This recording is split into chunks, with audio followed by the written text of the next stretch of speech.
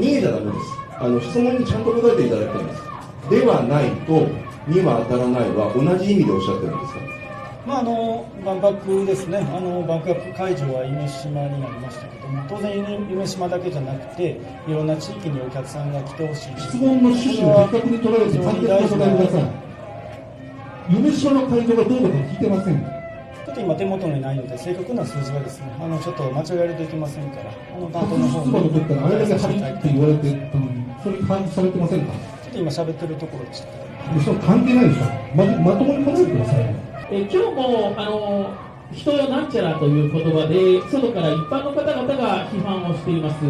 彼らに対して刑事告訴をすることはありますか、あるかないかで教えてください。関西テレビの鈴木です。よろしくお願いします。先ほど幹事社毎日新聞さんからの質問もありましたけれども、質問収集とそれに対する政府の答弁書について伺います。内容を承知してないということでしたけれども、例えば、憲政改革課であるとか、そういうところから報告なりレクなりはなかったんでしょうか。特に詳細の、レクチャーは受けておりません。質問収集書も答弁書も個別兵庫県のことを書いてあるわけではないんですけれども、これまさに国家事務所問題に端を発した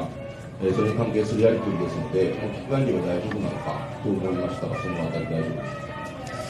か。広域通報者保護制度についてはですね、やはり制度の趣旨、そしてをしっかり踏まえながら、健全な社会の発展に向けて大切な制度ですから、今後も適切に対応していきたいというふうには考えています。ちょっと内容に入りますけれども、3号通報についても、その指針において定めているという形で明記をされています。で、3号通報も告発者探しは禁止ですよという意味に当たるんですけれども、これは県の開放の違法性が改めて文書に明らかになったという形ではないでしょうか。これいかが考えられますか。広域通報者保護制度については、法律の趣旨、それから、それぞれの法の規定ですね、それから法の趣旨、今回の法改正や、そういったものに基づいて、我々としてもその制度の内容をしっかり理解し、そして、現場における適切な対応につなげていくということが大事だというふうに思っています。この答弁書についてはですね、斉藤知事を支持する人からはこんなふうな見方が出てましてですね、なんと政府答弁は斉藤知事の主張を裏付ける内容となっていたという主張もあるそうです。この主張によれば、結果として通報者が判明した。しかし調査目的が別である場合は正当な理由のない探索には当たらない。こういう主張を展開されています。で、斉藤知事、先ほど会見のお答えにもですね、真実相当性があるかどうかを確認する目的というふうにおっしゃっていましたけれども、斉藤知事はもっと記憶が新しい2024年令和6年の9月6日の百条委員会でですね、こうおっしゃってます。調査の目的として一番に挙げたのがこれです。誰がこの文書を作成したのか。そして2番目に挙げたのがなぜ作成したのかという意図。こういうふうに挙げておられます。結局通報者探しがメインだったじゃないかっていうことにもなりかねないんですけども、そうすると答弁書でいうところの正当な理由のない探索にぴたり一致するわけですけども、このあたり目的はどうだったんでしょうか。先ほど幹事社さんの答弁にお答えした通りですね。ということは百条委員会では実際と違うことを答えたということになりますか。ですから先ほど来答えて、させていただいている通り、文書問題に関する対応については他方面に不利益を及ぼす可能性があったということなどを踏まえてですね、真実相当性が不明確な場合に、問題が作成されたかということを特定して、そしてさらなる事実関係の調査確認を行うこと、そして、内容が真実と信じるに足りる相当の理由があるかということを確認することは、法律上禁止されていると考えているということです。ですからとおっしゃった割には理由の説明になってないんですけども、じゃあ百条委員会で一番最初に誰が作成したのかを調査の目的として挙げたことっていうのは間違いだったんですか。撤回しないですか。ですから文書については多方面に、不利益を及ぼすという懸念が非常に高い、誹謗中傷性の高い文書だというふうに認識しましたので、しっかりと調査、対応するということにさせていただいています。県の不正当な利益等がですね、人に害される恐れがあるとか、真実相当性が不明確な場合に、作成者がどなたかということを調査していくということなどを通じてですね、事実関係の調査確認を行うこと、それから、文書内容が真実と足りる相当な理由があるかどうかを確認することは繰り返しになりますけれども、先ほど来申し上げている通り、法律上気にされているというふうには考えているということです。お伺いしているのは百条委員会での発言がどうだったのかという話だったんですけれども、お答えにならずに逃げられているようなので、次の話に行きます。では、文書が公益通報なのかどうかという話なんですけれども、6月8日議会の時の斉藤知事の答弁でですね、保護される3号通報ではないというふうに明言をされました。これについて翌々日の6月10日の会見で、令和7年2月議会で上野議員に答弁した通りというふうにおっしゃいまして、従来の発言と同じであるという旨のご主張をされておられました。確認したんですけれども、この時はではないとは言っていなくて、当たらないという発言をされています。斉藤知事の支持者の主張でもですね、2024年の8月7日の会見もよく引き合い出されまして、ここでも外部通報には当たらないという言い方をされています。斉藤知事の中では、ではないという表現と、には当たらないという表現は同じなのでしょうか。いずれにしましても文書問題については誹謗中傷性の高い文書だというふうに当該文書については認識しておりますので、これまでの対応については適切に対応させていただいているということです。個別のお尋ねについてはこれまでもですね、お答えさせていただいているという通りですので、県としては適切に対応してきたということでご理解いただきたいと思います。いずれにしましてもって言ってからまた違う話になっちゃってるんですけども、ちょっと質問に答えていただきます。斉藤知事の言葉の使い方として、ではないとには当たらないは同じものなんですか。それはどのような文脈でどのように対応するかということだと思いますけ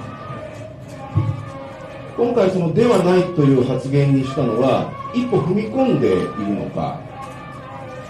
はいかがですか。これまで申し上げている通り、真実相当性が確認できなかったということなどからですね、発言をさせていただいたというところです。逃げちゃダメです。質問にちゃんと答えていただきたいんです。ではないとには当たらないは同じ意味でおっしゃってるんですか。ですからこれまで申し上げている通りですね。斉藤知事は霞が関で大活躍されてきた元総務官僚だと思いますけど、官僚の世界ではどういうふうに使い分けているんでしょうか。一緒なんでしょうか。ちょっとそこはどういう使い分けかというお答えについてはなかなか答えにくいものがあると思いますけど、それぞれの文脈の中で適切に表現をされているというものだと思います。終わります。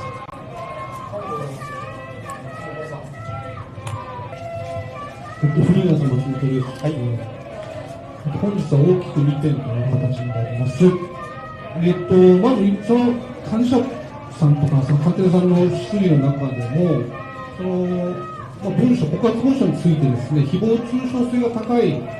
ということを繰り返し今日も言われているわけですけども、それにちょっと関連しまして、ある県民の方のその情報公開請求の過程でですね、元県民局長のその作成された文書が、県庁内では誹謗中傷文書というふうに呼ばれていることが分かり、それが600件にも上るということが、判明しています。まず知事はその誹謗中傷文書というような名称で呼ばれているということを認識をされていますか。承知はしてませんが、これまで私としては誹謗中傷性の高い文書だというふうにもさせていただいています。ということは、つまりそれは斉藤知事の指示、もしくは斉藤知事の見解を、反映した誹誹謗中傷文書という、そういう呼び方になっているというそこは私は承知しておりませんが、いずれにしましても、文書の内容にが事実と異なることがあること、個人名や企業名も多数含まれていると、放置しておくと他方面に著しく不利益を及ぼす内容だということで、誹謗中傷適性の高い文書だというふうにこれまでも申し上げています。いや、町内の文書が誹謗中傷文書というふうに、そう呼ばれているということは、町内でそういうものだという位置づけになっていると思うんですけども、それについて承知してないというのはどういうことですか。これまで申し上げた通りですね、私としては誹謗中傷性の高い文書だというふうにご説明をさせていただきます。ということは、やっぱり知事の意向を反映したものだということですよね。私としては今ちょっと申し上げた通りですね、個人名や企業名も多数含まれており、放置しておくと他方面に著しく不利益を及ぼす内容であると、誹謗中傷性の高い文書であるというのを申し上げております。第三者委員会の調査報告書が、文書3号通報であり、で県の対応は公益通報者保護法違反であったという結論を出して以降も、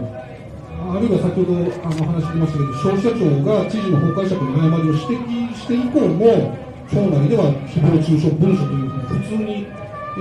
呼ばれている、そういう故障で、呼ばれているようなんですけれども、これはどうなんでしょう。第三者委員会の見解なり、消費者庁の指摘を真摯に受け止めると、一方で言っている斉藤知事の見解と矛盾しませんか。第三者委員会の、結果についてはこれまで申し上げていて繰り返しになって申し訳ないんですけども、真摯に受け止めていくということが大事だというふうに思っています。国のですね、法律である、公益通報者保護法の、やはり法律の趣旨、それから今回の法改正などの趣旨にしっかり踏まえながら、これからも公益通報者保護制度の社会的な大事な制度ですから、その適切な運用に向けてしっかり県としてもやっていくということが大事だというふうに思っています。第三者委員会の調査を真摯に受け止めるということは、つまり真摯に受け止めれば文書公益通報であり、少なくとも誹謗中傷文書などという保証で、その言葉を流通するというのはおかしいと思います。いかがですか。これまで今日もですね、述べさせていただいた通りです。いや、誹謗中傷文書である、誹謗中傷文書と呼ぶことで、またその元県民局長の行為をですね、誹謗中傷しているというふうに思うのですが、そういう認識はないですか。文章につきましては繰り返しになって申し訳ないんですけども、当該文書については個人名や企業名も多数含まれておることなどですね、先ほど申し上げた通り誹謗中傷性の高い文書だというふうに認識しています。斉藤知事の意向を反映した県職員のその認識、斉藤知事の認識に沿ったものだというふうに理解します。でもう一点、ごめんなさい、短くいきます。一昨日ですけれども、万博の経済効果の最終推計というものが発表されまして、これアジア太平洋研究所から発表され、会場建設費が高騰した影響で 3.5 兆円に上振れしたということでした。経済効果という数字そのものへの疑問は個人的にあるんですけども、一方で気になったのが、府県別のデータです。大阪府が2兆円以上で6割超を占めて、その次は京都府の2027億円で 5.8%、そして次が兵庫県の1577億円で 4.5% でした。開幕前に拡張万博と称していたものの効果は、限定的だった、あまりなかったということなんですけども、それについてのまず受け止めはいかがですか。万博においてはですね、昨年度半年間、本当に大成功に終わったということで、関係者の皆様のご尽力に改めて感謝と敬意を表したいと思います。拡張型万博ということで、万博会場以外のところに、そういったいろんな観光や交流人口の効果をやはりもたらしていくということが大事だということ、この万博における一つの拡張型万博というものの趣旨というものも万博協会の主催者側もですね、明示されてたということもありますし、我々と兵庫県としても、その趣旨をしっかり踏まえて、兵庫フィールドパビリオンなどですね、そういった対応をさせていただいたというところですね。いろんな経済波及効果というものや、結果の評価というものはしっかり、我々としても、委員会などでやっておりますので、そういったこともしっかりやりながらですね、受け止めながらさらなる交流人口の拡大、そして万博のレガシーをしっかりつないでいくということに努力をしていきたいというふうに思っています。質問の趣旨を的確に捉えて簡潔にお答えいただきたいんですけれども、拡張万博というものの、今なんかいろいろご託がありましたけれども、拡張万博というものは結局、絵空事であったという結果が出たということなんですね。だからそれ大事だとか大事だとか大事だとか、そんな万博が始まる前の話をされても困るので、結果が出たんですけれども、斉藤知事はかなり張り切って、万博予算を投じられましたけれども、これ結局効果なかったじゃないかという結果なんです。それをどういうふうに受け止めてますかって聞いております。万博ですね、万博会場は夢洲になりましたけども、当然夢洲だけじゃなくて、いろんな地域にお客さんが来てほしい。質問の趣旨を的確に捉えて簡潔にお答えください。夢洲の会場がどうだか聞いてません。ちょっと喋ってるとき。質問の趣旨を的確に捉えていないからです。なんか問題ありますか？経済効果などですね、その万博時の、交流人口の、拡大とか観光動態とかがさまざまな分析、そして、結果というものが出ると思いますので、そのあたりは真摯に受け止めたいと思いますね。いくら兵庫県はいくら万博予算投じられましたっけ？ちょっと今手元にないので正確な数字はですね、ちょっと間違えるといけませんから、担当の方質問の時からあれだけ張り切って言われてたのに、それに把握されてませんか？ちょっと今喋ってるところでした。それ関係ないでしょ。まともに答えてください。私はお答えさせて質問はですね、もちろん答えられることも答えてるんですよね。今説明させていただいているところではあります。結構質問説明になってないので、結局その、聞きたいことは、この質問で聞きたいことは、イベント、ご自身の興味関心に沿ってイベントに過大な投資をしたという反省はありませんかということです。その事業規模がですね、大きかったかどうだったかという評価は、それぞれあると思いますので、そこは真摯に受け止めていきたいと思いますし、我々としてはしっかりやってきた事業をですね、フィールドパビリオンをはじめとする万博関連の事業をやはりソフトレガシーとして、さらなる観光交流人口の拡大に向けて取り組んでいくということに、未来志向でつなげていきたいというふうに思っています。未来志向といえば何でも許されるわけですけども、それぐらい緩い事業統括だなということが分かりました。ありがとうございます。選挙地秋大です。よろしくお願いします。先々週の記者会見で知事は私が不適切な発言をしたとおっしゃって、議事録の私の発言が一部伏せ字になっておりました。知事は職員の方に伏せ字にするように指示を出しましたか、教えてください。ちょっと私はそこは詳細は承知してません。ということは指示を出してないということですかね。そうですね。はい。じゃあ、職員の方が自主的に、判断して不正にしたという認識だということが分かりました。ありがとうございます。知事は、記者を刑事告訴したことについて、個人として刑事告訴をしているということですけれども、この記者会見は知事として質問に答えているのでしょうか、それとも個人として質問に答えているのでしょうか、それとも知事個人の両方としてでしょうか、教えてください。この会見の場については、現在、公務ですね、斉藤元彦兵庫県知事として、対応をさせていただいています。ということは、知事として答えているということですか。そうですね、斉藤元彦兵庫県知事として、出席をさせて、答えさせていただいています。なるほど。じゃあ、知事として答えていただいているんであれば、個人として、名誉毀損で訴えているっていうのは、ちょっと矛盾しちゃうと思うんですけども、そこは知事として訴えているということになりますか。ご指摘いただいた点については、個人的なことに関することなので、その件に関してのコメントはこの場では控えたいと思います。詳細は代理人の方にお問い合わせください。はい、今個人的にとおっしゃったんで、これは知事として今お答えいただいているんですけれども、これはじゃあ裁判については急に個人の話になっちゃうっていうことですかね。繰り返しになって申し訳ないんですけれども、その件については個人的な件に関することですので、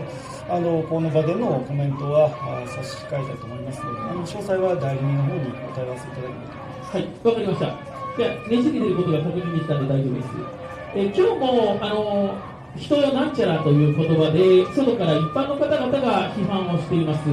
彼らに対して刑事告訴をすることはありますか、あるかないかで教えてください。私は記者会見に今、質疑の中で答えさせていただいていますので、適切に会見の場での対応をさせていただいているというところですね。で外のいろいろな方が今声を出していますけれども、これは聞こえていないので特に問題がないという認識でしょうか。あくまで記者会見の場というものはこの場で、記者さんとの質疑をですね、しっかりさせていただくということが大事だというふうには考えています。それでは、この記者会見の中で行われている発言と外で一般の方々が批判するのとでは、全く異なるものだという認識をされているということで大丈夫ですかね。いずれにしましても、この会見での質疑というものは、今日もそうですけど、しっかり質疑対応させていただくということが大事だというふうに思っています。わかりました。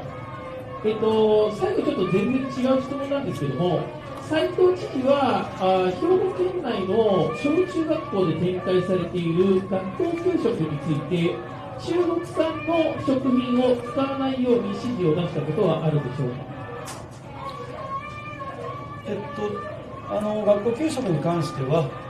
教育委員会がですね、県としては教育委員会の担当部局、それから、市町の教育委員会がどのような学校給食を提供するかということを対応を検討しているんだというふうに思っています、ね。ということは、斉藤知事から、学校給食の、産地についてこれを使わないようにというような指示とかっていうのは出していないということで大丈夫ですね。私は県産品やですね、やはり有機農業というものをしっかり県内で作られたものを使っていただくということは大変大事なことだとは思っています。いずれにしましても最終的には教育委員会がどのように対応していくかということだと思います。ありがとうございます。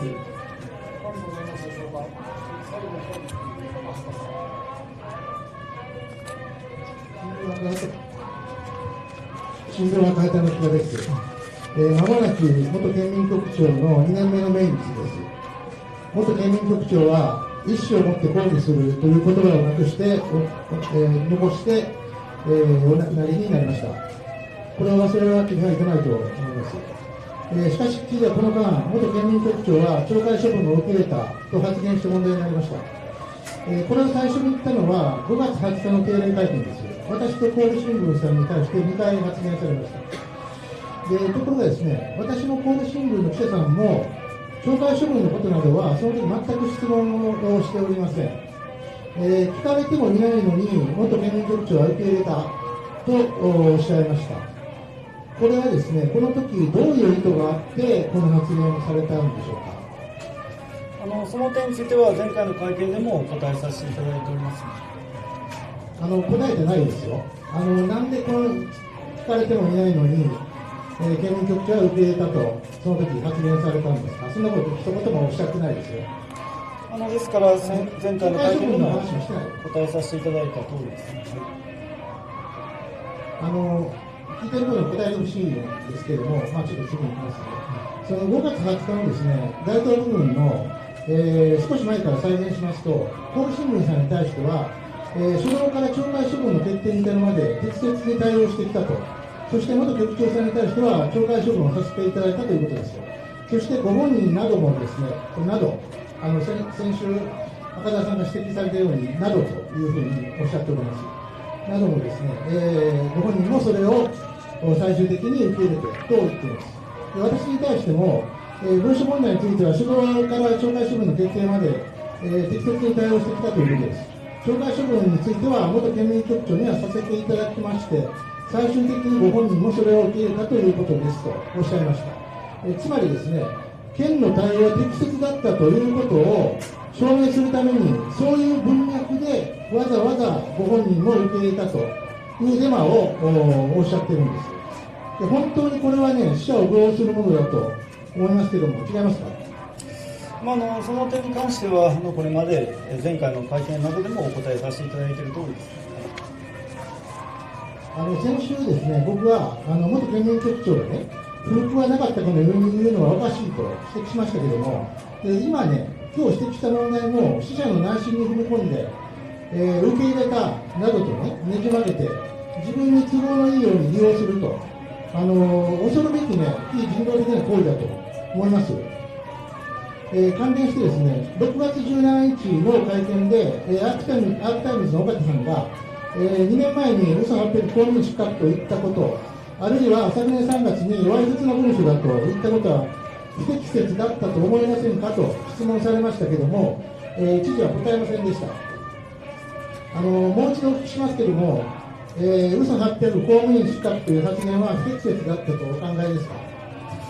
その点についてもこれまでも述べさせていただいている通りだと思いますね。なんて述べていらっしゃるんですか。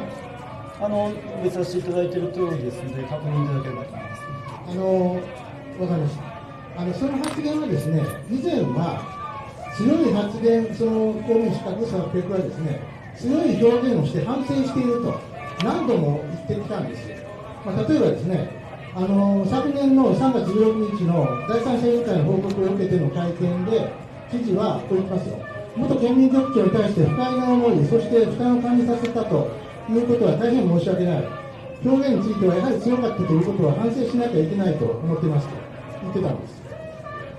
これは正常会というところの団体の文字起こしに載ってます。動画でも確認しました。でですね、ところがですね、今はそういう反省めいたことをすらね、言わなくなっているんですよ。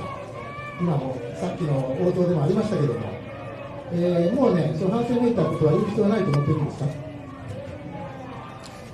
そうですね、元県民局長におかれましては、改めてお悔やみを申し上げたいと思います。これまでの県政のご尽力にも感謝申し上げたいと思います。文書問題につきましては、文書の内容がですね、やはり誹謗中傷性の高い文書であったことということなどを踏まえまして、懲戒処分をですね、実施をさせていただいたというところでございます。そんなこと聞いてるんじゃないんですよ。ちょっと今の発言にもありましたけれども、嘘800公務員失格という発言を前は強い表現で反省しているというふうに何回もおっしゃってたんですよ、ずっと。それはもう言わないということですね。今、そういうふうに問いたいにもかかわらず出ませんでしたから、言わないということですね。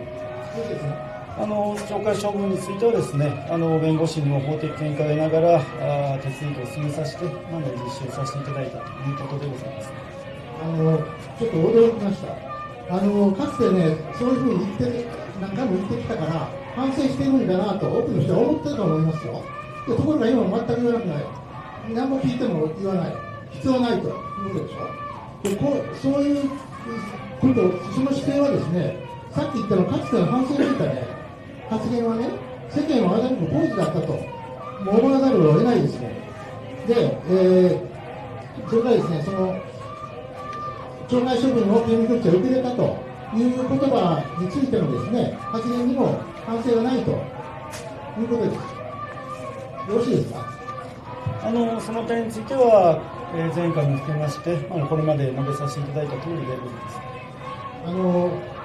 わかりました。知事もね、我々も県民局長の死に向き合い続けることが求められていると思います。でちょっとその次に質問ですけれども、先ほどから出ておりますね、高市総理名での政府答弁演唱なんですけれども、これ、まず知事がですね、6月8日の本会議などでもそうですね、今日もおっしゃいましたけどね、要するに県の正当な利益などが人に害される恐れがある場合や、真実相当性が不明瞭な場合は、作成者を特定して、してもいいんだと、ようなことが法及び法の指針に照らして法律上禁止されているとは考えておりませんというふうに通報者探索しているかとおっしゃってますけれども、ここでいうね、ちょっと確認ですけれども、ここでいう法及び法の指針というのは、広域通報者保護法ということでよろしいですかね。広域通報者保護法の、ご指摘をいただきました、今回の文書問題の対応についてはですね、先ほど来申し上げているとおり、県としては適切に対応してきたということでございます。関係ない話をね、しないでもらえませんか。知事が言ってるね、法及び法の指針に照らして、知事って言ってるからそうじゃないかと思いますけれども、それでその法律上禁止されているとは考えておりませんと言ってるでしょ。その法律上の法律って何の法律なんですか。ですから、先ほど来申し上げているとおりですね、法律上禁止されているとは考えていないというところでございます。今回の対応については、適切に対応させていただいているというところでございますし、これまで、文書問題に関しては、今日もそうですけれども、さまざまな場面で、お答えさせていただいておりますので、これからのですね、ご質問についてもですね、やはり、これまでと同様になりますけれども、文書問題については適切に対応させていただいているということをお答えさせていただくということをですね、そうさせていただくことをご理解いただきたいと思います。ご自分の本会議での答弁を聞いてて、その法律上やっているのはどの法律かって教えてくださいと言えないというのは、ちょっとあまりにも不運だと思いますよ。それで、答弁書は、最後一つにまとめてください。今の点だけじゃないんですけども、知事の、おっしゃっていることがね、完全にその答弁書が否定されている内容になっているんです。で、知事はこれ、お読みになってないんでしたっけ、ご承知ないとおっしゃってますけども、全くご覧になってないですか。ご指摘いただいた点については、詳細は承知しておりません。ではですね、提案ですけどもね、来週までにちゃんとお読みいただいて、会見に、臨んでいただけないでしょうか。で、この答弁書は、県の対応やですね、理屈に噛み合うような具体的な内容になっておりますし、ですから非常に大事な政府の統一見解ですね。それで非常に表紙とかノートとかね、これなんですけどね、わずか7ページですぐ読みますから、必ず読んでいただいて、来週ですね、質問に答えていただきたいと思います。皆さんの関心は非常に高いと思いますので、よろしいですか。どうですか。岸田さんの発言としては承りました。私としては業務についてはですね、限られた時間の中で適切にさまざまな業務を対応させていただくということでございます。これ最優先にやるべき業務じゃないかと思いますけどね。お読みいただけませんか。わずか7ページ。どのような業務を私がやはり限られた時間で、私自身もやっぱり生身の人間ですから、どのような業務にどのように対応していくかというのは適切に対応していきたいというふうに思います。呆れました。終わります。ぜひチャンネル登録といいねボタンを押してください。